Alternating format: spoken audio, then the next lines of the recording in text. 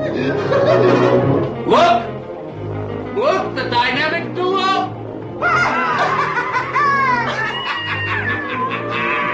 I got And it's my opinion that the DC cinematic universe gets a bad rap. And I'd like to offer an alternative voice for the DC cinematic universe. And so I'd like to talk about, if you don't mind, those movies. And then let's start with Superman, the Zack Snyder Superman. Let's go with BvS, Batman versus Superman, and then let's finish up with Justice League. So let me ask you this. What was your opinion of Superman? Well, I think I touched on this once before, but I'll tell you, I thought Henry Cavill was cast perfectly. The movie overall was not terrible to me. Some of what they ended up doing, I did not like. Other elements of the movie I thought were really, really well done. I honestly thought that Amy Adams made a really decent and very good Lois Lane. I liked her portrayal. A lot of people didn't. I kind of liked the fact that they did not play her as stupid, if that makes sense. Yeah. I'm kind of tired of the whole, I have no idea what's going on around me, but yet she's supposed to be one of the country's best reporters, if not worldwide. But there are elements to her and Soupy's relationship, or her and Clark's relationship, that they're not letting her figure out. And I realized the whole thing of, Lois Lane not knowing who Clark Kent really is. I realized that's classic. But I loved the chemistry between the two of them. I really thought that helped save the movie for me for the elements of it that I liked. I didn't like, I have to say this. Yes. I did not like the fact that they touched on part of the storyline and saying that other Kryptonians had been here before Cal. That messed up the movie for me. That blew it. Okay? As much as I wanted to really get into the whole thing, that seriously blew it. It hurt me because it was like, no, nobody's been here before him. And if they have been, that needs to be an afterthought for a secondary story or another movie down the line or something. Don't make this part of his origin. No. But, and there were other things too, but I want to hear your thoughts. Well, listen, the truth of the matter is that I genuinely couldn't agree with you more. That's exactly how I feel about the movie. It's an interesting thing. I may feel a little bit stronger in some areas and a little bit weaker in other areas, but that's how I feel about the movie. I think, here's my opinion of Zack Snyder's Superman. I think it's a really, really great film. I think it's a very, very well crafted, storied, action, superheroic film. I think Zack Snyder delivered a masterpiece. Problem is, there's a disconnection for me in that movie that separated me from the enjoyment and the connection of the movie. It's kind of like how I felt about Captain America, Civil War, but a little bit more so because Superman is a little bit more iconic than even Captain America. So what I didn't like about Superman was that is the changes in the origin. Like, why, Zach? Why would you do that? Like, we all know Superman. We all are familiar with Superman. And so when you change that story and you deliver it in a different way, all you're doing is disconnecting us to the character that we know and love. Spider-Man, the Amazing Spider-Man, did the exact same thing. The one with what's his name? The middle Spider-Man. Andrew Garfield. Yeah. Changing the origin of Peter Parker, all it does is it's like, that's not my Peter Parker. Like, it's a character, it's a Spider-Man, but you're losing me. Mm-hmm. Superman's change of origin, the way that Clark Kent got to meet Lois Lane, that whole thing was a whole new introduction. But it's okay to introduce new things, but it's not okay to change the iconic stuff. You know, then you're just, as I said, you're just disconnecting me. So I didn't like that at all. Another thing that I would say was distracting a little bit from the movie is, and by the way, it's one of the things that I love. I love Zack Snyder's sort of cinematic presentation. You know, his oversaturated, high contrast. I think that's cool. I think it works beautifully in 300. You know, and I loved it in Watchmen. But Superman needed a different type of delivery. Mm-hmm. It really did. And I don't fault Zack Snyder because it's a delivery and it's wonderful, it's perfect, it's great. In my opinion, it doesn't fit the characters. In other words, so great delivery, wrong venue, you know? Mm-hmm. So those two things distracted me. What I did love about the movie, however, is that when you remove yourself from those connective type of tissues, then I think it's a brilliant movie. I think Zack Snyder builds the crescendo, builds the conflict between him, Superman as a Kryptonian, and Zod and Zod's issues. And I think the ultimate climax of the battle was very exciting. I do agree with you that it was fast at times and hard to follow at times. But as I've thought about it, it's supposed to be that because that's Superman. Superman is that fast, and it's hard to follow his type of action. And so I thought it was a brilliant delivery. I thought it was powerful. I thought it was well done. It disconnected me because it wasn't my Superman. The last thing is, even if you're gonna remove the shorts from Superman's costume, at least give me a brighter colored Superman rather than the darker toned Superman.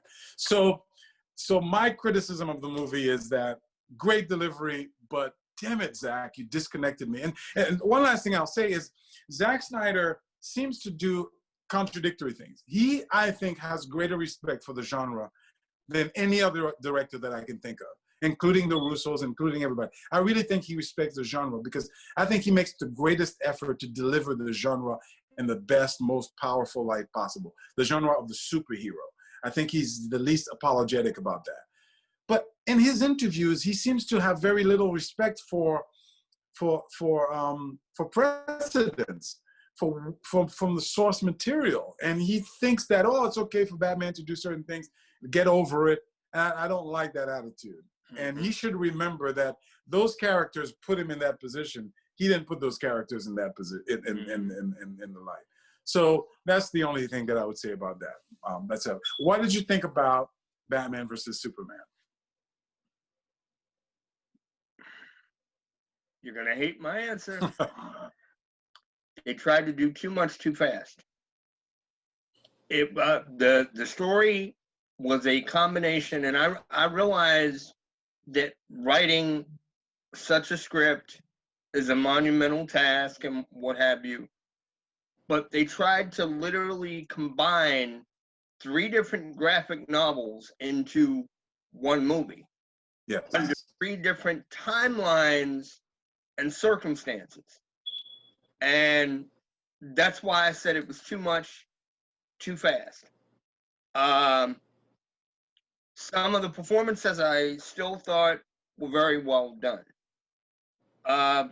As much as I like Ben Affleck's Batman, and I like what he did, but what I hated about the film, and I hope I'm not, doing a late end spoiler here for anybody that hasn't seen the movie. Well, listen, if you haven't seen the movie by now. Right. But one of the things that I absolutely hated was the speech at the end with Bruce and Diana about the death of Clark to begin with. I failed him in life. I can't fail him in death. Okay? First of all, And I understand everything you're saying about Snyder, but script-wise and story-wise, that made absolutely no sense. Wait, are we Because talking BvS or are we talking Justice League? no. Because obviously in BvS he was still alive. Batman versus Superman is where he said it. The reason why I said it didn't make sense is 48 hours before they're standing together, he was trying to kill him. And it was one of these, what are you talking about? You failed him in life. You barely knew him. You didn't know him well enough to establish that type of friendship and loyalty. I also thought it was a little bit of a, although I get it story-wise, I thought it was a little bit of a cheat. The whole, my mother's name is Martha, your mother's name is Martha, and that's why they stopped fighting. And no, that did not work. I'm sorry. I get it from a comic book fan point of view of you did something unique, but I really thought it was a bad cheat. All of a sudden it was, oh, I respect you now and what have you. I personally don't think that Snyder respected the Bruce Wayne Batman detective end of the character. I really don't, because as much as Bruce was into the idea that Superman had to be brought down a couple of pegs, if not flat out killed, the whole idea of him looking at Superman as this huge threat in a lot of ways didn't make sense to me. Also, because Batman is supposed to be one of the world's greatest detectives, and you couldn't figure out that the people that were messing up the planet and had done what had been done in Man of Steel, that Kal-El didn't really have anything to do with that and was trying to prevent it. That's why the movie fell apart for me. There are scenes in Batman versus Superman that I love, and there are scenes that I absolutely hate. So I turn it over to you. So let me respectfully disagree on some points. Let me first start off by agreeing. Let me agree with you that certainly Zack Snyder put 3 different graphic novels, 3 different storylines into one movie. And if you were to say that's too much too soon, I couldn't disagree with you on that one. I really couldn't. Because each of those storylines is a movie in and of itself.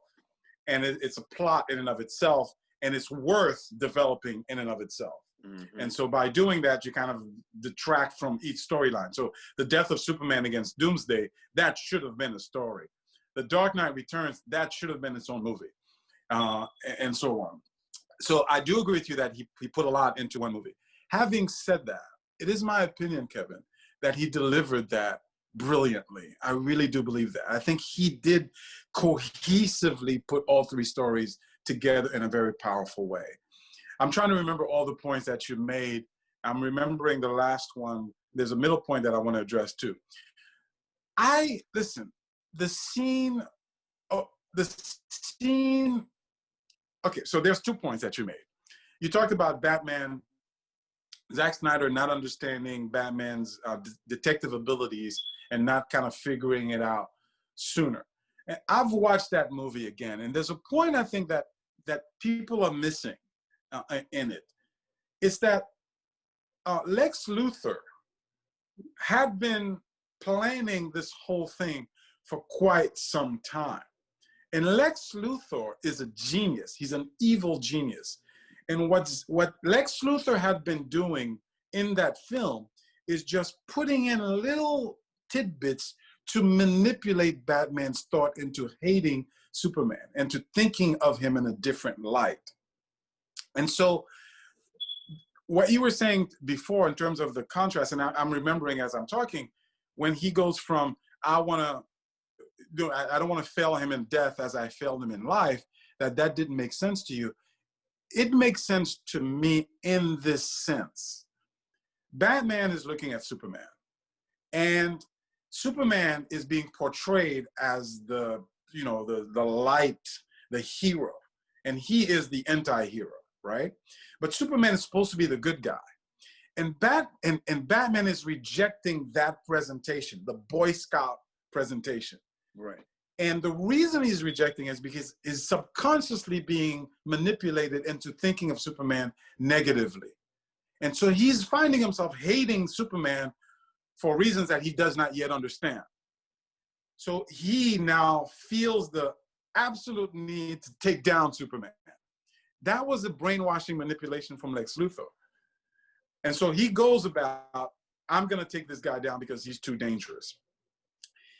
And through that fight and through that conflict, he runs into the Martha statement. Now, I'm addressing many of your points at the same time, so forgive me, and I hope I say it well enough. That's But fine. I disagree. I think the Martha point was a very powerful point. And I think it does make sense. Because remember, that conflict is within Batman. Am I fighting a good guy or am I fighting a bad guy? You know, Batman's being is in conflict with the manipulation, the subconscious manipulation. And when he's about to kill Superman, and Superman, let's listen, what the number one motivation for Batman is the death of his parents. Is the death of his parents. Right. And he's about to kill someone who cites his mother's name. His mother's name. And it does make sense for him to say, well, like, what do you mean? Like, why? What do you mean? Why did you say that name? Because in his mind, the way I interpret it is that he is fighting that battle in his mind. Like, is this a good guy or is this a bad guy? You know? And so I think that name, that statement, it made sense for it to have resonance to say, don't let them kill Martha. Listen, from a detective point of view, that alone, what are you talking about? Like, what? How do you know I'm, you know, like, why did you say that name? You know, so that, it worked for me perfectly well. Now, through that, Lois Lane gets introduced, explains to him that, no, I'm not the bad guy. Not only am I not the bad guy, but my mother is being threatened. And so Batman's realization, he's kind of coming out of the brainwashing prejudices that he had. And he's like, this is not who I thought it was. And someone, you know what, I got this. I promise you I got this. I'm gonna save your mother. And he still hasn't figured out who Superman is just yet. Then he witnesses Superman fighting Doomsday, and he's like, holy crap, I failed this guy, because he is a genuine superhero. He is the real thing. And all this time, I've been thinking of him as a bad guy, as a guy that I needed to kill. I'm ashamed of that. And he dies for that death. You know what? I'm so ashamed of how I thought about him. I'm going to do everything to honor him because he's dead. That's how I interpret that movie. And I really believe that it was a beautiful delivery, beautifully done, very powerfully done. That's how I feel. Well, that movie to me gets a bad rap, and I would encourage you to watch it again, maybe. That movie was hated before it came out. You know, people were hating on it before it came out. And when it came out, the hate just continued. And it kind of took hold. And I think that, bless you, but I think it's, you know, there are certain things that I would do differently in that movie if I was Zack Snyder. There are certain things that I would advise Zack Snyder to do differently. But one of those things would be keep Batman in that dark space, keep Superman in a lighter space, like completely change the tone of the movie when you're going from Batman to Superman. Mm-hmm. Go from that dark contrast nighttime screen to brightness and, different type of cinematic presentation for Superman. I would advise him to do that. But the truth of the matter is that both Superman and Batman and Clark Kent and Bruce Wayne were being manipulated by Lex Luthor to hate one another. That's what his whole thing was about. He wanted that conflict. He wanted that ultimate conflict to happen. And so watching it a second time or third time or fourth time made me, I loved it the first time, but it makes me love it that much more. Well, I have to give you your props. I never even thought about the manipulation factor from Luthor. And I've watched the movie several times myself, even though I have issues with it. Matter of fact, I watched it on Saturday evening. Wow. Wow. And I just got bored and popped it in. But I am going to go back now and watch it with another fresh set of eyes. So I thank you. Let me ask you something, since we are talking about this movie. Sure. Were you satisfied with the final design of Doomsday? That's a great question. That's a great question. The short answer is that if I had to give it a rating from 1 to 10, I'd give it a 6. I give it a 6 because, again, make it look like the comic book design, and he did not. Like, I could recognize it's the same thing with Cable, right? Yeah, it's Cable because he has the metal arm and he has the this and he has the eye, but it's not Cable. You know what I mean? So in that sense, it was Doomsday. He's a big guy with bony things, and you know, it's Doomsday from a description point of view. It didn't look like Doomsday. I wish it would have looked like Doomsday. The reason I give it a 6 rather than a 2 is because it fits the description. He's a big guy with bony thing, and you know, it fits the description. But I was disappointed. If you're gonna give me Doomsday, damn it, Zack Snyder, make the thing look like damn Doomsday. What was your thought on it? I mean, personally, I thought they blew it. I agree with you from a production standpoint that they basically just said, okay, throw it together, put the bone pieces on him, but he's basically, a monster. But it didn't resemble Doomsday at all, and that detracted from the movie for me. I did like the fact that they stayed in tone with, every time you hit him, he got stronger and stronger. I appreciated that because that was the character. They had hell to pay trying to bring him down. That worked. But I just wished that there had been more of the classic character involved. I just think it lost something. I agree. I do agree. I wholeheartedly. But the truth is, that's true in 89% of the movies out there. Like, they just don't go all the way out. Like, they just don't do it. Like, every movie you can think of, they just don't go all out, including the Avengers. Like, give me Captain America, give me Thor, give me, give that to me. But they just don't. It's what I call the eyebrow for the Thing. Like, they gave me the Thing, but it wasn't the Thing. Why? Because he was missing the damn eyebrows. He was missing the damn eyebrows. And I don't understand for the life of me why they do that. Why they do that, knowing that as a population, as a group, people just love it. Like, we respond to seeing the genuine thing. It's the same thing freaking Deadpool did with Juggernaut. Deadpool becomes a huge success because it gives us Deadpool. It gives us a great Colossus, right? And then Deadpool 2, it gives us a shady Juggernaut, a halfway Juggernaut.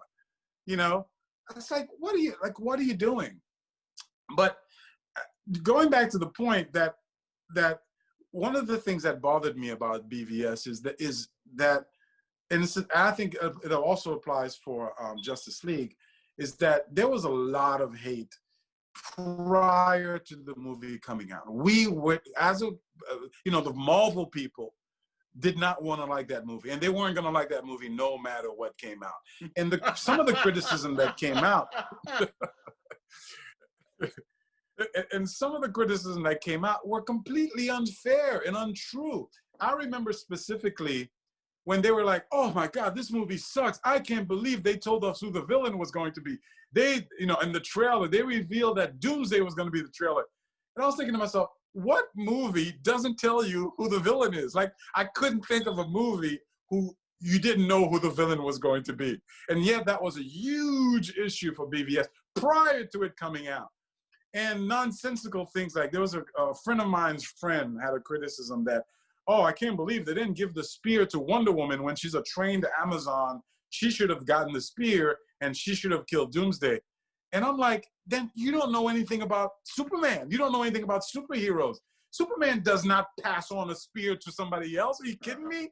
Superman is not going to risk someone else's life, who he didn't know at the time, for her or him to take the responsibility. That's not what Superman is about. Right. And when you watch the context of the movie, there was no time for that. There was a, you know what, I've got a mission to do. And I wasn't planning to die, by the way. I wasn't going to die. I was just going to spear him, which he was able to do. Right. And so there's a lot of, what I love about you is that while you didn't enjoy the movie fully, your criticism is well-founded. There's a lot of crappy nonsense that was other movies, and they would have the same amount of criticism. You know what I mean? And so, you know, it's like low-key's not quite low-key, and so on and so forth. You know what I mean? And so, yeah, that's how I feel about the BvS. That's how I feel about it.